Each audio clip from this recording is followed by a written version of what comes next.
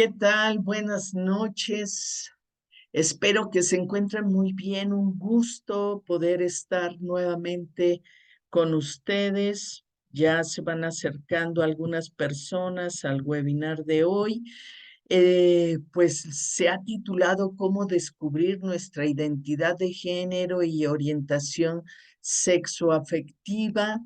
Es alguno de los temas que nos sugieren quienes hacen la preinscripción a nuestros webinars.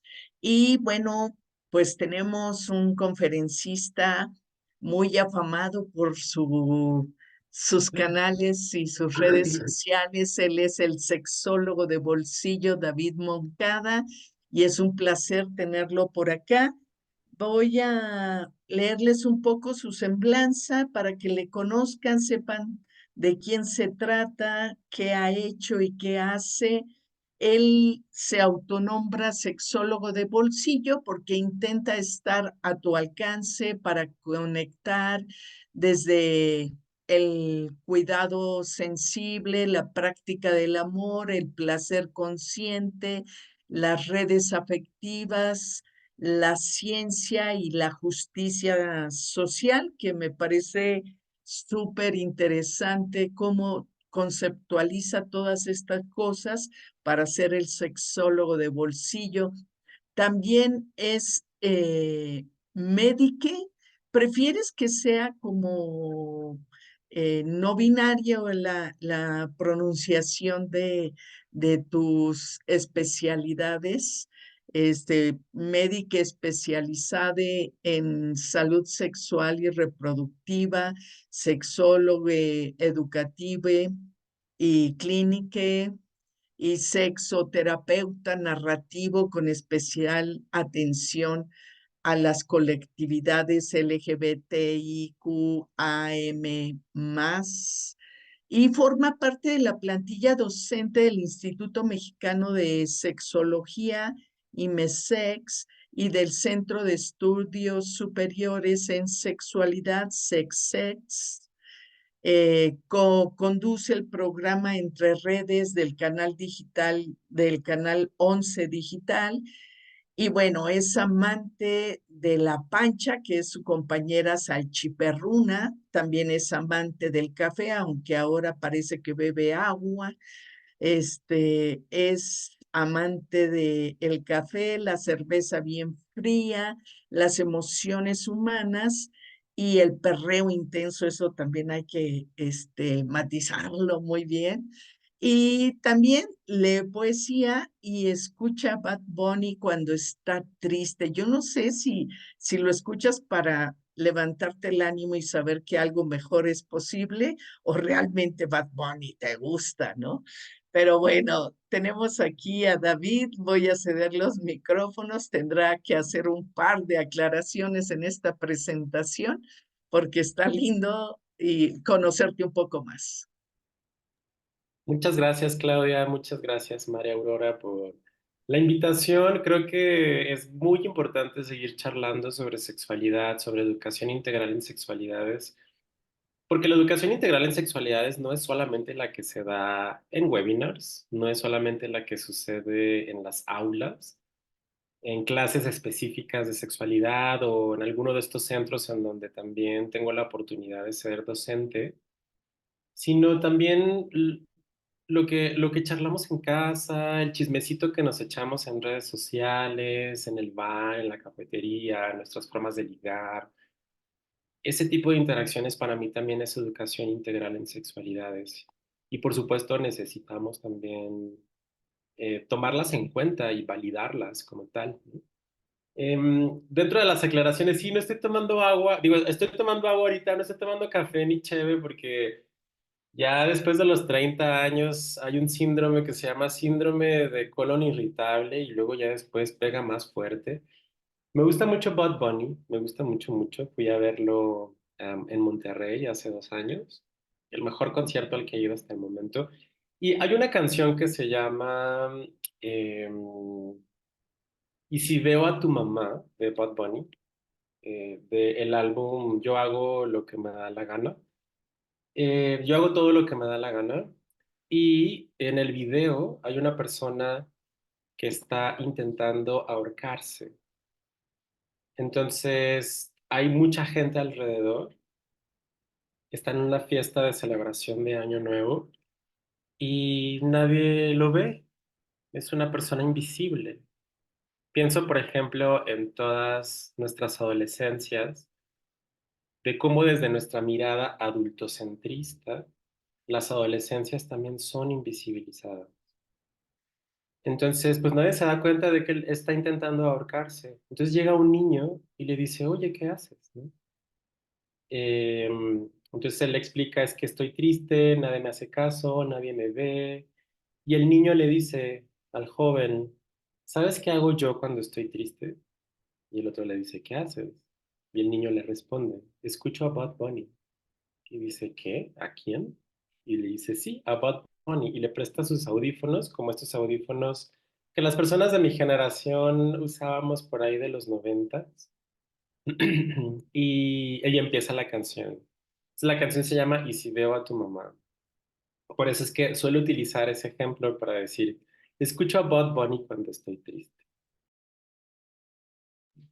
Y bueno, pues esta educación integral en sexualidades, em, ya les adelantaba un poco que sí es necesario que esté alejado de la mirada adultocentrista. Sé que por acá se estarán conectando quizá algunas personas adultas o consideradas dentro de este rango de edad adulta, que quizá si tú nos estás viendo o nos estás escuchando, pues estás quizá maternas o paternas o quizá te dedicas a estar frente a un grupo en un aula o fuera del aula, pero finalmente con grupos de adolescentes. Y para entender esta educación integral en sexualidades y para entender cómo descubrimos, que ahorita ya llegaremos a ese punto, cómo descubrimos nuestra identidad de género y también nuestra orientación sexoafectiva, es necesario para poderles mirar a ellos, a les adolescentes y a las infancias, es necesario quitarnos la mirada adultocentrista. ¿Cómo se ve una persona adultocentrista? Una persona adultocentrista olvida que las infancias y las adolescencias tienen los mismos derechos que cualquier otra persona independientemente de su edad. Hay una cartilla maravillosa que sugiero que puedan revisar. Podemos dejarles aquí los links en la publicación de este video, de la cartilla de derechos sexuales para jóvenes y adolescentes. Hay también una norma oficial mexicana que es la 047, que habla del grupo de edad entre 10 y 19 años de edad. La primera vez que yo revisé esta cartilla de derechos sexuales de jóvenes y adolescentes, que no solamente incluye derechos sexuales, sino derechos integrales, en los que están, por supuesto, la dimensión de la sexualidad, porque hay una también otra teoría que habla de los olones de la sexualidad y que olón es una palabra griega que significa totalidad y esta totalidad está dividida en dimensiones, que son los cuatro olones de la sexualidad: el erotismo, las relaciones interpersonales o afectividad, el género y me está faltando uno, que ahorita si me acuerdo se los digo. Entonces son cuatro olones de la sexualidad que habla que la sexualidad es integral, que no solamente se limita como a prácticas sexuales, sino también a nuestras relaciones afectivas, a nuestra identidad de género, justamente, que es lo que nos está convocando acá en esta reunión. Y bueno, volviendo a cómo se ven las personas adultocentristas, pues minimizan las ideas y las propuestas de las infancias y de las adolescencias, descalifican sus necesidades y sentimientos, no les escuchan ni les permiten expresarse. Yo soy de Ciudad Juárez, Chihuahua, y cuando estaba una de las visitas, yo ahora vivo en Ciudad de México, y en una de las visitas que hice a Ciudad Juárez, em, para entonces mi sobrina, la menor, tenía 5 años. Estábamos en la mesa teniendo una comida, cena familiar, y nos sirvieron papas asadas, porque bueno, me gusta mucho toda la comida asada porque soy del norte. Y mi sobrina estaba, en lugar de estarse comiendo su papa asada, estaba platicando, ¿no? Y hablando, y hablé, y le digo, oye, cómete tu papa, eh, se te va a enfriar. Se queda seria, me voltea a ver y me dice, pues es mi papa, ¿no? Y dije, claro, es su papa. Y ella tiene el derecho de comérsela cuando ella necesite comérsela. Y si está fría, pues a lo mejor se la va a comer así o pedirá que la calienten. A eso voy con que es importante permitirles escucharles y expresarse, porque tienen mucho que decir.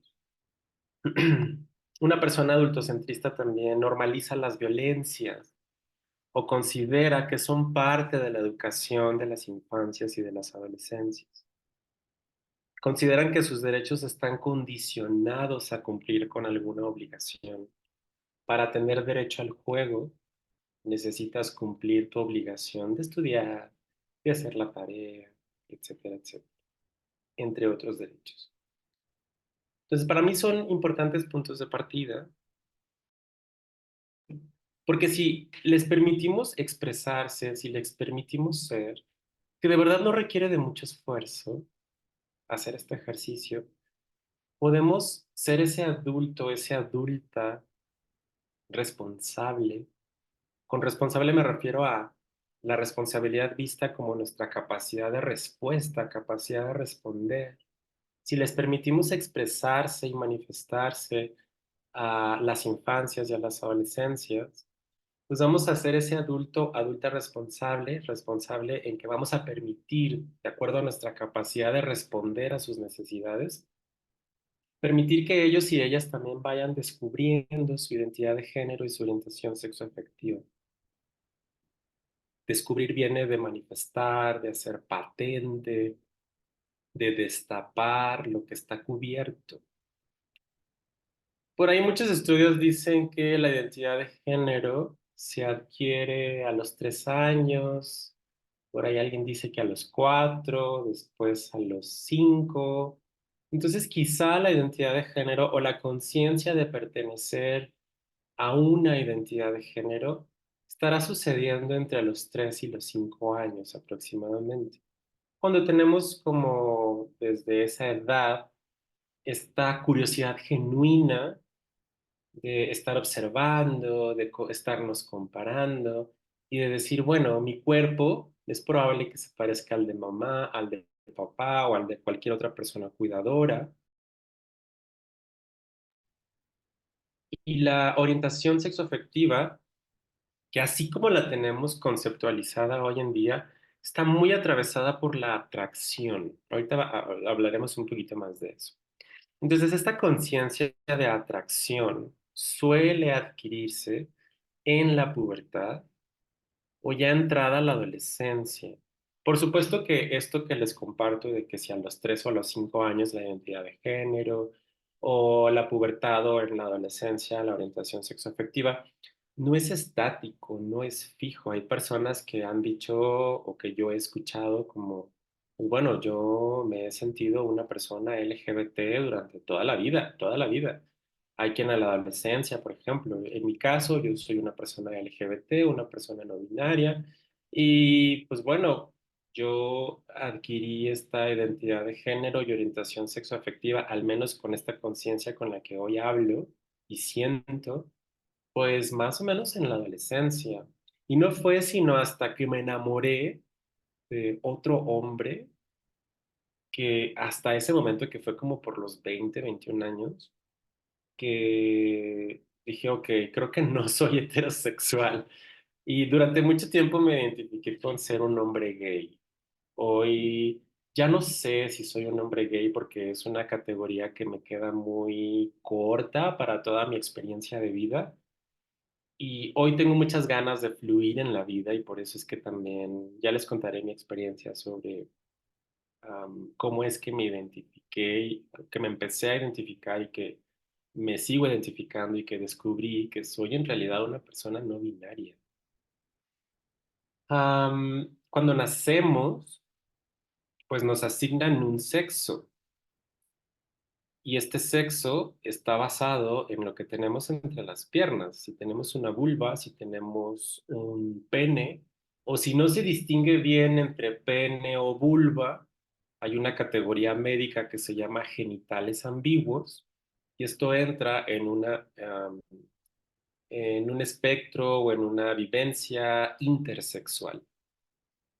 Y a partir de ahí se nos asigna ese género, ese sexo, perdón, hablamos de sexo asignado, es decir, se nos da, tienes un pene, me dieron el sexo de hombre, si hubiera tenido una vulva, es muy probable que me hubieran dado el sexo de mujer. Y a partir de ahí se traza el camino del género y las funciones sociales del género, ¿no? Con funciones sociales del género, pues me estoy refiriendo a, claro, si tengo un pene entre las piernas y me asignaron sexo hombre, pues también me asignan funciones asociadas a la masculinidad, que ese sería el género, y a partir de ahí, pues funciones asociadas a la masculinidad, que las personas masculinas somos protectoras, proveedoras, fuertes, feos, formales, y la función social asociada al género femenino, pues que cuida, eh, que se reproduce, que crea, que es delicada, sensible y así. Entonces, a lo largo de la vida vamos teniendo muchos tipos de identidades. Por supuesto que las identidades no solamente son sexuales y de género. Por ejemplo, pues una de mis identidades que ya Claudia les compartió, pues es que también me dedico a la medicina, particularmente salud sexual y reproductiva, que también soy sexóloga, porque además de haber estudiado medicina, pues también estudié sexología educativa y sexología clínica. Y actualmente ya no me dedico a la medicina, entonces ya dejé también esa identidad. Dejé mi identidad de ser médico para ahora convertirme en un terapeuta sexual, terapeuta narrativo, porque también estudié terapia narrativa. Entonces, por eso es que soy ahora un sexólogo de bolsillo. Esta es una de mis muchas identidades. Cuando fui médico, la mayor parte de mi ejercicio médico también lo dediqué a acompañar al aborto voluntario aquí en la Ciudad de México, personas con capacidad gestante o mujeres con capacidad gestante que deciden interrumpir su embarazo. Entonces, yo era una de mis otras identidades, pues era el ser abortista.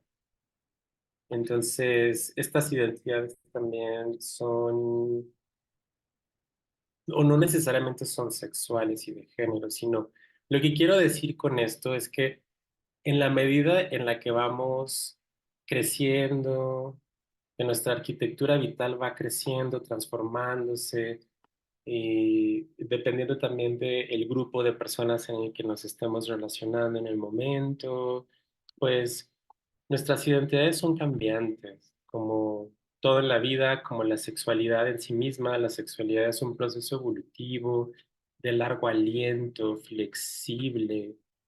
Entonces, yo esperaría que todos y todas sigamos transformándonos y reconfigurándonos, porque al menos quienes nos podemos identificar como hombres en algún punto de nuestra vida o dentro del espectro de ser hombre, pues vivimos hasta los 70 años, ¿no? Quienes se identifican dentro de un espectro de ser mujer, pues están viviendo 70 años, perdón, 80, más que los hombres. Entonces yo esperaría que en 70 años, en 80 años, por supuesto que no solamente cambiemos de trabajo, sino también cambien nuestras formas de ser y de estar en el mundo, incluyendo nuestra identidad sexoafectiva y nuestra identidad de género. Am, de ahí que también yo hable mucho más de diversidad humana y no tanto de diversidad sexual, aunque la diversidad sexual también está incluida en lo que conocemos como diversidad humana.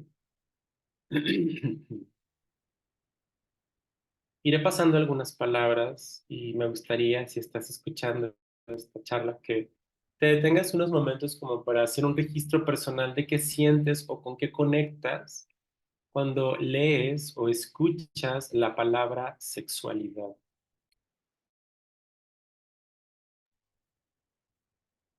Luego suelo decir que la sexualidad no existe, son los papás, porque también la sexualidad es un concepto. Las etiquetas, los conceptos, esto de ser sexólogo, esto de ser abortista, esto de ser una persona LGBT, no dejan de ser etiquetas que me ayudan a entender mis formas particulares de ser y de estar en el mundo, pero que no me determinan como persona porque yo soy muchísimo más que eso. Hay una caricatura, creo que es como, algo dice, se llama como algo de aventura. Esas caricaturas que ve mi sobrina ahora, ya no es tan reciente esa caricatura, no sé si es Mundo de Aventura o algo así, en la que le preguntan a un personaje en una escena, oye, ¿tú qué eres? ¿Eres hombre o eres mujer? Y el personaje al que le preguntan dice, soy una experiencia. Entonces también cuando yo escucho la palabra sexualidades, también pienso en experiencias, en múltiples experiencias. Ahora, ¿qué te pasa cuando lees la palabra diversidad? David, por acá nos escribe María García González. Pienso, cuando ve lo de sexualidad, piensa en una forma de ser. Mm, Y antes, Gisela Espinosa nos dice, dice sí, pero así muy efusiva, la identidad de género no es estática o fija, es siempre una búsqueda en donde nos atraviesa el sentido de pertenencia e intervienen más aspectos que nos identifican en un tiempo, espacio y lugar. Excelente y atinada plática. Felicidades. muchas gracias. ¿Quién escribió esto último? Gisela Espinosa. Gisela, muchas gracias. Gracias por los dos comentarios. No sé si haya más comentarios que quieras compartir. Igual, siéntate con Por el la momento son esos dos. Ajá. Va. Igual si van llegando preguntas, esta charla la pienso como en co-construcción, ¿no? Como entre mi experiencia y la tuya, que no necesariamente tienes que compartir en el texto o en el chat, sino a lo mejor te puedes quedar tú con esa reflexión.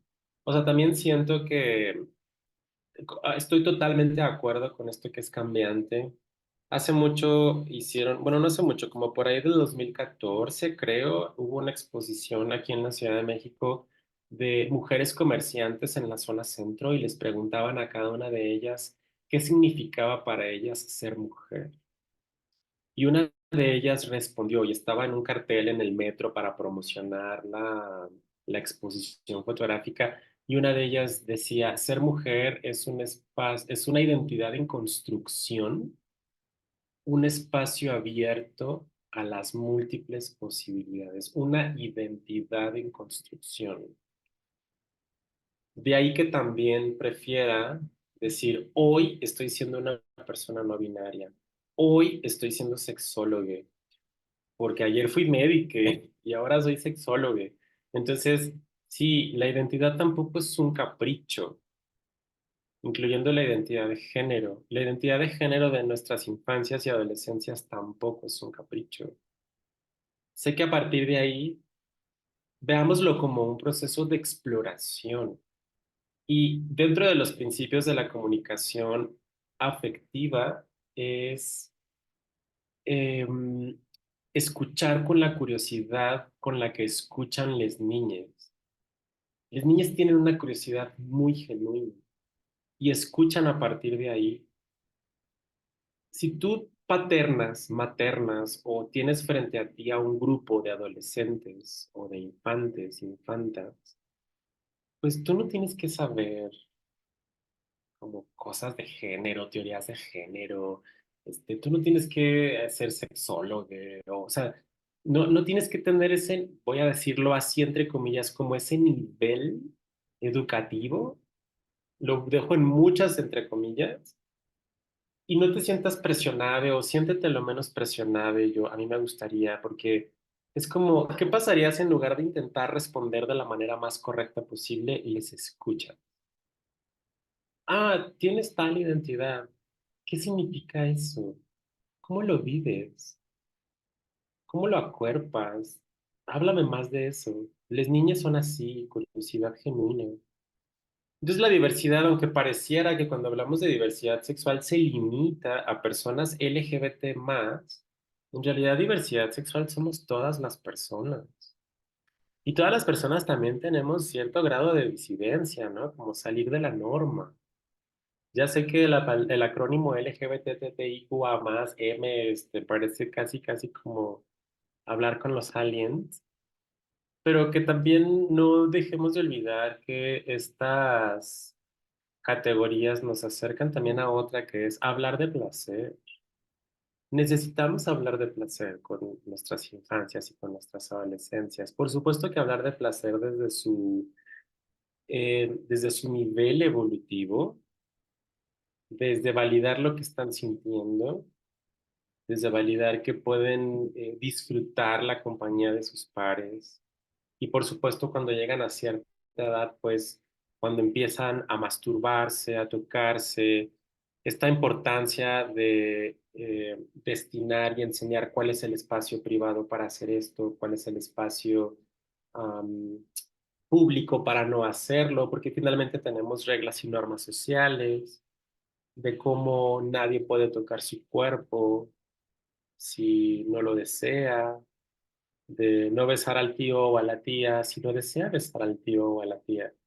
Eso también es educación en sexualidad, eso también es educación integral en sexualidades y por supuesto que contribuimos a partir de ese tipo de educación integral en sexualidades, contribuimos a reducir y espero que muy pronto erradicar la violencia sexual infantil. Entonces, diversidad sexual hace referencia no solamente a lo LGBT, sino a todas las posibilidades que tenemos para asumir, expresar y vivir nuestra sexualidad. Luego en mis redes sociales, que me pueden encontrar como @sexólogo de bolsillo, suelo publicar en historias de Instagram como todo lo que me da vida, porque la sexualidad también es todo aquello que nos da vida. Esto que estoy haciendo ahora, platicar con ustedes, me da mucha vida y esto también para mí es sexualidad. Aunque el café me da mucha vida, también me da mucha colitis. Entonces yo ya sé que el café solamente en la mañana. Muy bien. Oye, eh, Carmen Duarte Soto dice que esta diversidad algunos lo toman por moda o porque no se identifican con su cuerpo. ¿Y Ujú, en qué porcentaje es una realidad? ujú. Gracias por esta pregunta. No sé en qué porcentaje es una realidad, o sea, porque ese dato no lo tengo. Esto de que es una moda, les hablaba hace un momento que, bueno, nos asignan un sexo, ¿no? Yo nací con un pene entre las piernas, me asignaron el sexo hombre. A mí me dijeron, tú eres un hombre. No me dieron la oportunidad de ir creciendo y decidir qué quiero ser. A ver, pareciera que cuando se trata de la identidad sexual es una moda y eso es un estereotipo, pero ¿qué tal cuando nos piden que seamos alguien en la vida? Particularmente cuando nos piden que elijamos una carrera universitaria. Ahí no hay tanto como, digo, sé que hay unas carreras más valoradas que otras, no es lo mismo irte a las artes que estudiar medicina, que estudiar ingenierías, ¿no? Porque generalmente cuando alguien quiere irse a las artes, dicen, ¿de qué vas a vivir? ¿No? Yo estudié medicina y después de estudiar medicina me pregunté muchas veces, ¿de qué voy a vivir? Porque pues no hay trabajo. Esa es la realidad, la oferta laboral es compleja. Bueno, el punto es... La sociedad nos dice que es una moda. Ah, bueno, yo les decía, como nací con un pene entre las piernas, me dijeron, en realidad me dijeron que yo era un hombre. Si yo conforme voy creciendo me voy identificando con eso que me dijeron que yo era, entonces soy un cis hombre, porque el prefijo cis significa junto, para, junto a. Yo me identifico con lo que me dijeron al nacer que yo era. Si yo voy creciendo y no me estoy identificando con ese género que a mí me dijeron que yo era, entonces soy una persona trans. Por eso es que utilizamos el trans. El prefijo trans significa del otro lado. No es que esté cambiando de género, porque eso también es un mito. Tiene que ver con lo que internamente soy y estoy sintiendo que soy y con lo que me están diciendo desde afuera que tengo que ser. Entonces, claro, hay una lucha interna entre lo que soy, en lo que siento que soy y lo que me están diciendo que soy. Entonces, la identidad de género es algo muchísimo más interno. Por eso es que yo puedo crecer y decir, bueno, sí me estoy identificando con ser hombre, con lo que me dijeron que soy, y resulta que me estoy identificando con ser un hombre con un pene. El sexo, por acá tengo esta. El sexo, desde la sexología hablamos de las dimensiones del sexo. Hay 7 dimensiones del sexo. Sexo cromosómico, sexo gonadal, sexo génico, sexo hormonal, órganos sexuales pélvicos internos, es decir, ovarios, testículos, útero, órganos sexuales pélvicos externos, pene, vulva y el sexo cerebral. Todas estas categorías son cuestionables, por supuesto, pero desde la medicina hay 7 dimensiones del sexo. Y a las personas se nos clasifica por la que está en negro, órganos sexuales pélvicos externos, o sea, lo que tenemos en la pelvis de manera externa.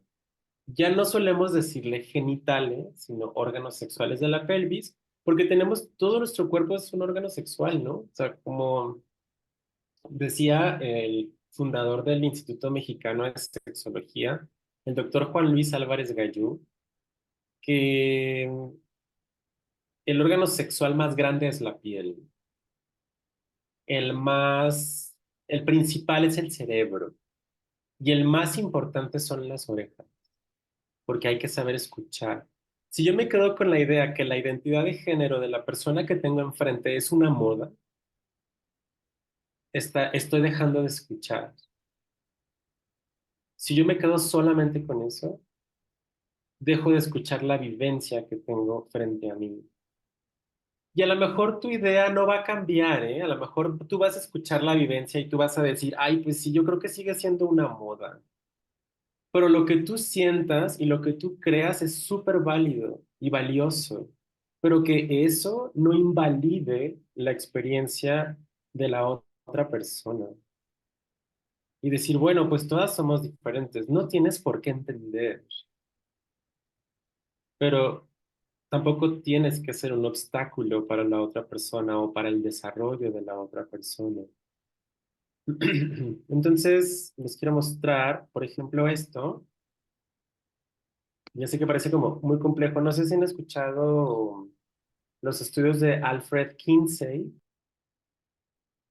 que por ahí de 1970, él se fue como a finales de los 60, entre 60 y 70, un investigador en Estados Unidos, Alfred Kinsey, hizo una encuesta en varios estados, no sé si en todos, pero en varios estados de Estados Unidos, porque él tenía una teoría de que las personas no son completamente homosexuales y no son completamente heterosexuales. Entonces, a partir de ahí desarrolló esta escala en la que dice que las personas homosexuales tenemos potencial heterosexual y las personas heterosexuales tienen potencial homosexual. Alfred Kinsey, esta escala la dividió de 0, 1, 2, 3 hasta el número 6. El 0 y el 6, el 0 era exclusivamente heterosexual. El 6 era exclusivamente homosexual y a la mitad, o sea, el 3 bisexual. En México, el doctor Juan Luis Álvarez Gallú, de quienes les di esta gran frase, junto con Javier Lizarraga, ambos ya murieron. Javier Lizarraga murió hace algunas semanas. hicieron esta adaptación de la escala de Kinsey, porque aunque Kinsey decía que existen personas exclusivamente heterosexuales y exclusivamente homosexuales, para Álvarez Gallú y para Lizarraga no existimos las personas exclusivas en términos de orientación sexual. Entonces, por ejemplo, aquí cambiaron, este sería el 0 de Kinsey, este sería el 1, 2, 3, 4, 5, 6. Entonces, decidieron quitarle los números para que no fuera, para que no se confundiera y no fuera algo así como una calificación a alcanzar. Y decidieron darle nombres más descriptivos y no valorativos. Los números tienden a ser valorativos. Entonces, desde esta descripción, desde este enfoque descriptivo, hablamos de la F significa fundamentalmente heterosexual, básicamente heterosexual, preferentemente heterosexual, bisexual, preferentemente homosexual, básicamente homosexual y fundamentalmente homosexual. Siendo los fundamentales como el equivalente al 0 y al 6 de la escala de Kinsey, siendo los fundamentales significa, por ejemplo, fundamentalmente heterosexual, significa que no reconoces belleza. Si tú te vives como una persona heterosexual, y si no reconoces belleza en personas de tu identidad de género contraria o de otra identidad de género distinta a la tuya, estarías aquí en fundamentalmente heterosexual porque no reconoces belleza en esas otras identidades de género distintas a la tuya. Si sí reconoces belleza, pero no necesariamente sientes una atracción sexual hacia esas personas de la otra u otras identidades de género en relación a la tuya, entonces serías básicamente heterosexual. Es como los vatos heterosexuales que dicen, ese güey está carita, ¿no? Está reconociendo belleza, pero quizá no quiere tener relaciones sexuales o no se excita con esa persona, entonces estaría en básicamente heterosexual. Y preferentemente heterosexual significa que sí reconoces atracción hacia personas de tu misma identidad de género, pero predomina la atracción hacia personas de la otra identidad de género, ¿no? Entonces, y luego la bisexualidad desde este modelo significa que es como mitad y mitad, supuestamente, pero hoy sabemos que las vivencias bisexuales no significa que te gustan 50 y 50, sino más bien la bisexualidad se puede explicar como esta atracción hacia personas de más de un género. Entonces, fundamentalmente heterosexual, no reconozco belleza en personas de mi misma identidad de género. Básicamente heterosexual, sí reconozco belleza en personas de mi misma identidad de género, pero no necesariamente excitación sexual o atracción sexual. Preferentemente heterosexual, sí identifico atracción hacia personas de mi misma identidad de género, pero sigue predominando la atracción hacia personas de otra u otras identidades de género. Con esto quiero decir, o sea, lo muestro, no tienes que aprenderte esto, no tienes que decir, ay, ¿qué soy entonces ahora fundamental, básico? Vaya, el gran aporte de estas gráficas, de estas aproximaciones, de estas escalas, es que nos ejemplifica o nos deja ver que las personas tenemos potencialidades eróticas, potencialidades afectivas, y que estas variaciones no se limitan únicamente a la atracción sexual, sino justamente como el tener atracción afectiva, el tener atracción intelectual, es lo que nos permite, por ejemplo, pues tener relaciones interpersonales. Esos niveles de atracción permiten que una persona hombre heterosexual se vincule afectivamente con otros hombres o mujeres heterosexuales que se vinculen con otras mujeres. Entonces, esto nos ayuda como a entender eso. am, Sigue siendo muy limitado porque es muy binario, porque solamente habla de heterosexualidad, homosexualidad y bisexualidad. Y ahora tenemos muchas otras identidades, como les quiero mostrar. Este año se publicó un informe de personas no binarias en México. Este informe lo hizo el Williams Institute de Estados Unidos, junto con la organización YA, aquí en México. Y las personas no binarias también es todo un espectro que va desde personas que no se identifican con ningún género me refiero a hombre o mujer, va también con personas que sienten que su identidad de género es una mezcla entre lo masculino y entre lo femenino. Yo estoy ahí en ese espectro de identidad no binaria, yo siento que mi identidad está mezclada entre lo masculino y entre lo femenino. Em, Personas también que se identifican con más de un género y personas que viven una identidad de género más allá del binario hombre-mujer. Todos es el espectro no binario.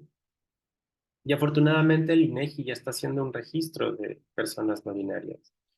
Y al menos hasta el 2021 existimos 340,000 personas no binarias en México. Y les quiero pasar unas estadísticas de este informe que me parecen súper interesantes. Esta es una gráfica que dice edad en la que las personas empezaron a identificarse como no binarias. Como les compartí al inicio de esta charla, pues más o menos por ahí entre los 3, 5 años podemos ya tener una identidad de género o conciencia de una identidad de género. Entonces, edad en la que las personas se identificaron como no binarias. La mayoría de ellas, de los 340,000 personas no binarias que aparentemente somos en México, casi el 50% se identificaron como personas no binarias en la primera infancia, es decir, cuando tenían menos de 7 años. Em, la gráfica, la barra amarilla, es la edad de cambio en su expresión de género. La expresión es cómo nos queremos mostrar al mundo. Entonces, esta mezcla, así como yo me estoy presentando a ustedes con el cabello largo, que puede ser una expresión de género considerada en nuestra sociedad más femenina, con las uñas pintadas, traigo las pestañas enchinadas, aretes, son parte de mi expresión que se puede considerar en una sociedad como algo femenino. Entonces hago esta mezcla, me gusta mucho porque me siento súper cómodo, como la manera en la que me muestro al mundo, porque me gusta me gusta ir a las tiendas de ropa y medirme pantalones que están en la sección de mujeres, porque la verdad esos pantalones de la sección de mujeres son muchísimo más baratos, depende de la tienda, por supuesto, y también tienen muchos tipos y estilos que en la sección de los hombres no hay. Siempre hay como los mismos pantalones entubados que a mí ya me tienen bastante aburrida.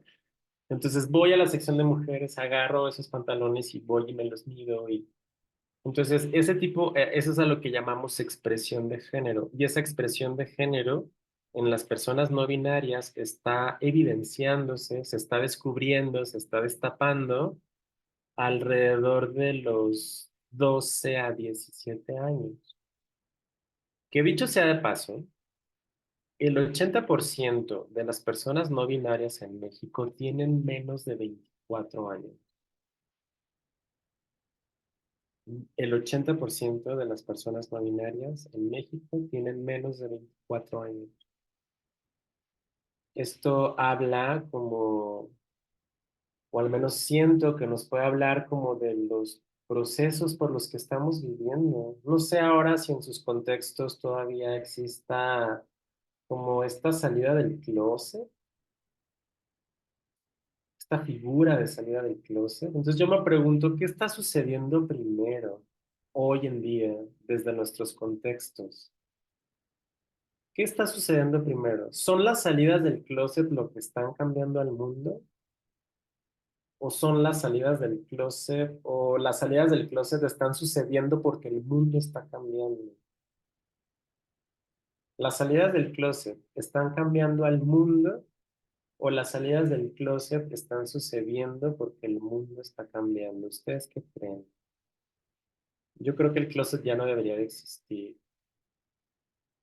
Y pues si hablamos de moda, si queremos como analizar un poco más esta palabra, pues que si utilizamos la moda también como desde el concepto estadístico o lo normal también desde el contexto estadístico o concepto estadístico, que sería como lo que más está sucediendo.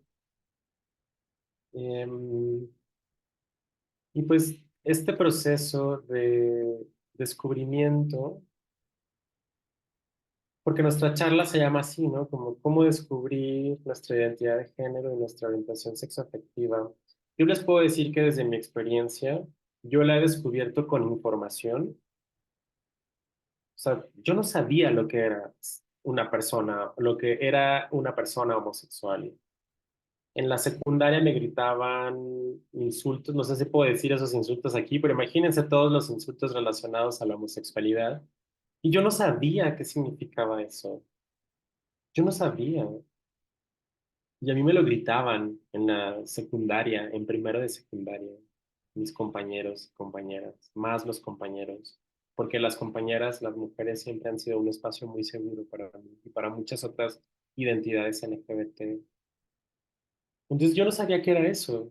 Y cuando me refiero a información, es como, bueno, pues tomé un webinar o leí un artículo o leí un libro que, encontré esa palabra y de repente digo, creo que soy eso que estoy leyendo. A eso me refiero con información. Así es como he descubierto mis identidades y no solamente las sexuales, con información. ¿Y de qué otra manera también he descubierto mis identidades? Pues en colectividad, estando cerca de otras personas. Hasta que no estuve cerca de otras personas no binarias, descubrí que eso que había venido sintiendo, de tener una mezcla entre lo masculino y lo femenino, eso que estoy sintiendo, es eso que también otras personas están sintiendo. Y a eso me refiero con descubrirlo en colectividad. Quizá las identidades sexuales te cuesten o nos cuesten un poquito más de trabajo entenderlas. Y quizá nunca vayamos a entenderlas, no lo sé. A lo mejor lo que te decía hace un momento, quizá no la vas a entender. Pero ¿qué pasa como cuando seguimos, cuando escuchamos y seguimos escuchando y nos permitimos escuchar, como lo hacen las niñas desde la curiosidad genuina? No sé si te ha pasado que de repente conoces a alguien nuevo en una fiesta, un nuevo compañero o compañera de trabajo y dices como de, "Ay, como que trae una vibra, ¿no? Como una vibra como muy pesada, como que no me cae bien". Y a partir de ahí puedes o podemos empezar a generar muchos prejuicios en relación a esa otra persona, que eso es normal, que lo hagamos, pero de repente me ha pasado y de repente, no sé, coincidimos en el comedor o coincidimos en el metro o coincidimos en algún otro espacio en el que me permito conocer un poquito más de su historia y digo, caray, como que no soy tan diferente a esa persona que me caía mal, que tenía muy mala vibra o que yo sentía que tenía muy mala vibra. Resulta que puedo tener espacios o puntos de conexión. O puede ser que confirmes que sí, esa persona tiene una muy mala vibra, ¿no? O puede ser que confirmen que nosotras también tenemos una muy mala vibra, ¿no? Eso pasa, por supuesto, pero a lo que quiero llegar es como, ¿te ha pasado esto? ¿Has tenido como ideas equivocadas de las personas y de repente al momento de escucharles un poquito más, conocer sus historias, puedes empatizar, puedes validar, puedes sentir y que va muchísimo más allá de tolerar, ¿no? Dice Diana J. Torres que a las personas que toleramos las ponemos en una esquina, ¿no? Así como tú vete a la esquina, o sea, te tolero, vete a la esquina. Y que tolerancia no tendría que ser el ejercicio, sino más bien como escuchar, entender, comprender, si es que eso es posible. Y si no, pues solamente decir, pues, esa persona es distinta a mí. Pero bueno, pues para ir cerrando, yo solamente quiero como dejar sobre la mesa esta posibilidad y este gran recurso y esta gran herramienta que ya tienen los niños de la curiosidad genuina. Esta sobrina de la papa, cuando yo le dije, cómete la papa, y me dijo ella, pues es mi papa, ¿no? O sea, yo no le podía contestar eso a mi mamá, ¿no? O sea, porque mi mamá, cuando yo era niña, y a mi mamá, si yo le contestaba eso a mi mamá, uff, chanclazo seguro. Y ahora mi mamá ya es así, es la más pacifista y cero violencia en casa. Y eso se ve reflejado, por supuesto, en mi sobrina, quien es a quien cuida de manera directa. Mi mamá cuida, es cuidadora de esa sobrina de la que les he venido platicando. Entonces me pongo a pensar en que esas políticas de no violencia que ahora tiene mi mamá, pues por supuesto que han contribuido a que la curiosidad de mi sobrina sea muy grande. Y bueno, pues también ahora tenemos nuestras infancias y adolescencias, ya nacieron con tecnologías de la información. Entonces, mi sobrina me envía TikToks de personajes animados con una expresión de género femenina y me dice, mira, tío, es como tú. Y yo no tuve que hablarle de la identidad de género es esta y somos 340,000 personas no binarias en México y el sexo y la moda, o sea, como no tuve que hablarle nada de eso a mi sobrina. Simplemente la escuché, ella me ve, tiene su propio criterio y me dice, mira, tío, se parece a ti. Y cuando mi sobrina hace eso, yo conecto mucho con la esperanza. Y cuando yo recibo eso de mi sobrina, yo conecto con la esperanza, con una esperanza de educación integral en sexualidades distinta para ellos y para ellas. Una sexualidad que no duela o una sexualidad que duela lo menos posible. Entonces, también el fundador del instituto donde yo estudié decía, trabajemos para que la sexualidad no les duela a las personas, porque la sexualidad ha dolido, ya ha dolido mucho. Entonces, eh, pues digamos, escuchando desde la curiosidad genuina, identificando también qué nos está pasando con eso que estamos escuchando. No tienes que tener todas las respuestas. No tienes que ser una enciclopedia de sexualidad andando, porque a veces lo único que necesitan nuestros y nuestras adolescentes e infancias es que sean reconocidas, que sean validadas y sobre todo que sean escuchadas. Y pues muchas gracias por estar aquí a mitad de semana, en este horario. No sé qué sueles hacer estos días.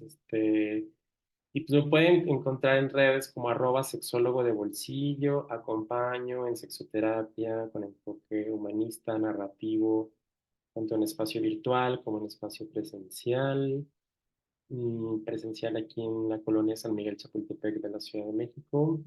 Y me gusta el perreo, así que si quieres organizar un perreo, yo jalo. Y muchas gracias. Gracias, gracias. Mira, por acá justo lo que decías al final dice, ¿por qué varias personas con las que coincido dicen respeto a la diversidad, pero que eviten mostrar su afecto en frente de mí o de mis hijos? Siento que en realidad pues no hay total aceptación. ¿Por qué sentimos que nos agrede el mirar eh, muestras afectivas entre parejas diversas? Justo preparándome para esta charla, saqué un libro que se llama, de uno de los libros que tengo aquí en casa, se llama Salir del Closet, de Jaime Parada, es chileno, este libro es chileno. Y dice, el hombre que se siente amenazado por la mirada de un gay, siente que aquel que lo mira no lo respeta, lo está mirando como se mira a las mujeres. Digo, esto no tiene que ver con la pregunta que están haciendo, pero sí tiene que ver un poco, ¿no? O sea, como de estas, de repente, lo mal llamado ideología de género, o sea, en realidad, esto que hablan de la ideología de género, los grupos antiderechos, la ideología de género es una estrategia de desinformación que está encaminada a desinformar sobre tres ejes esenciales, que tiene que ver con eh, el aborto, tiene que ver con la adopción homoparental y tiene que ver con la identidad de género.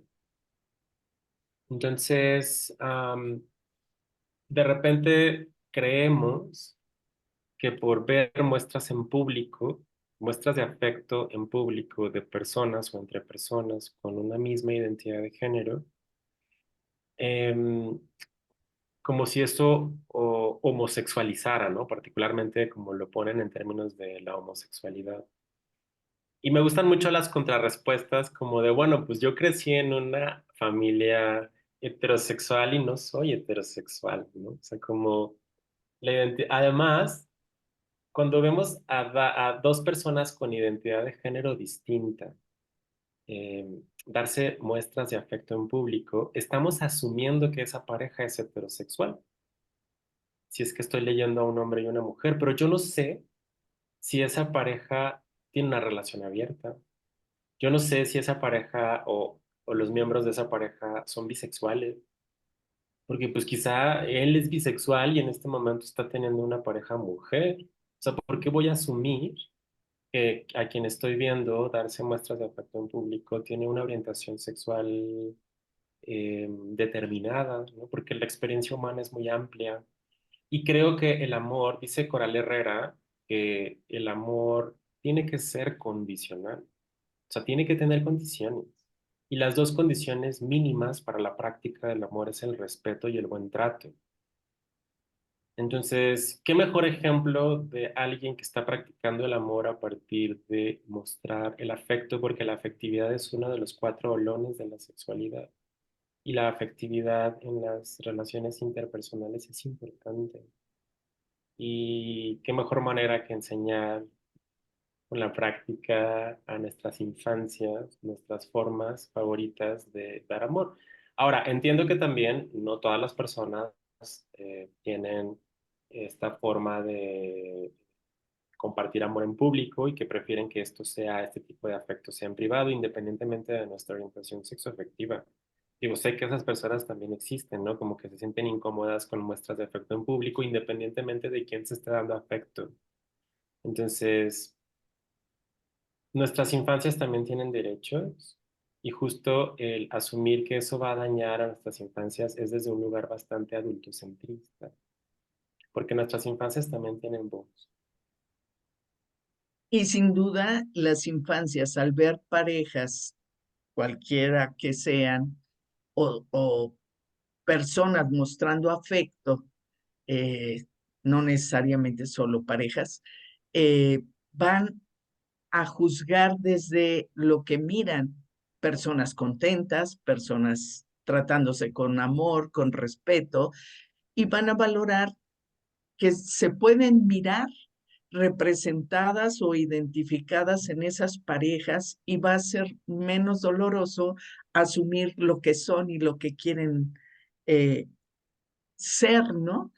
Eh, en uno de los webinars, una madre de un niño, de una niña trans, nos contaba que su hijo muy pequeñito, 3, 4 añitos, vio a una mujer trans en un restaurante y se sorprendió tanto y le dice, yo soy eso, mamá.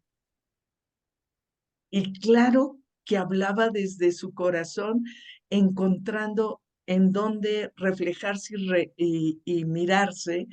Y eso para nosotras es como bellísimo porque mostrar la diversidad es darles la oportunidad de ser quienes sienten ser.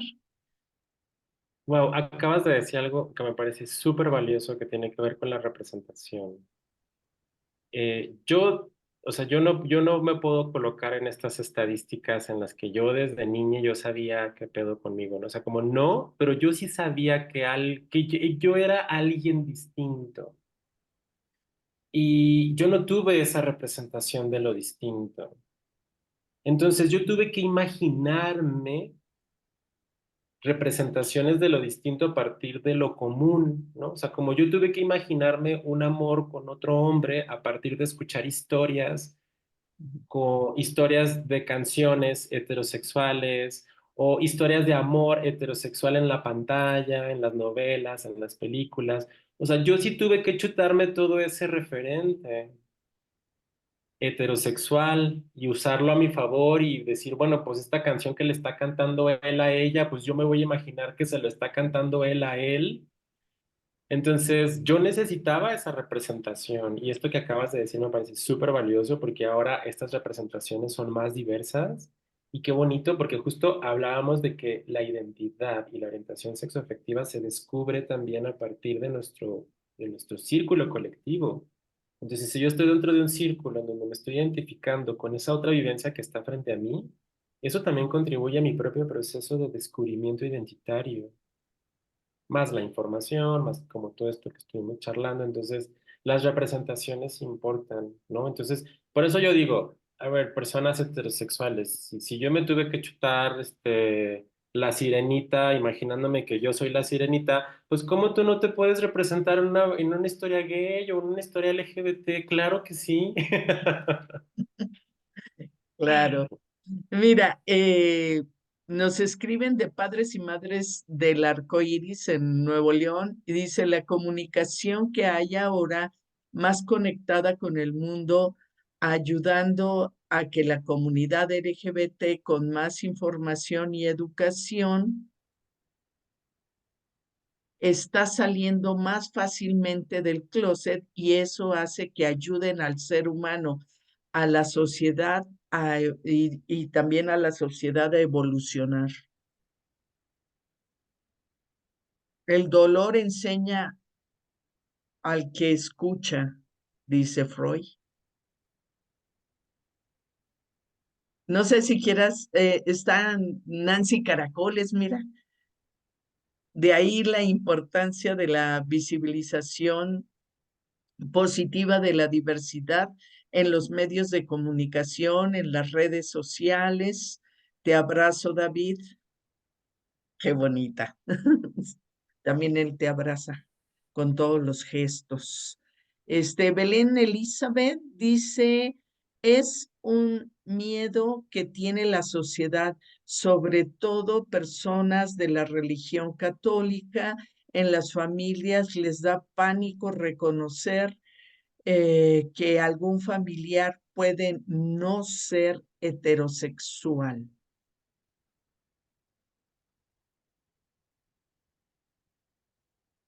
Y considera que es importante mayor información y menos discriminación. María García dice, gracias a ti estuvo genial y nos motiva a seguir informándonos y contribuir con mayor comprensión a la diversidad sexual.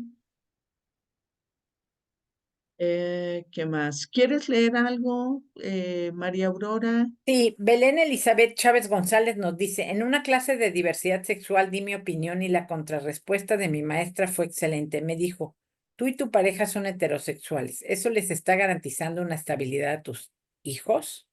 Me dejó con la boca, pero sí calladita. No garantiza nada. Nada.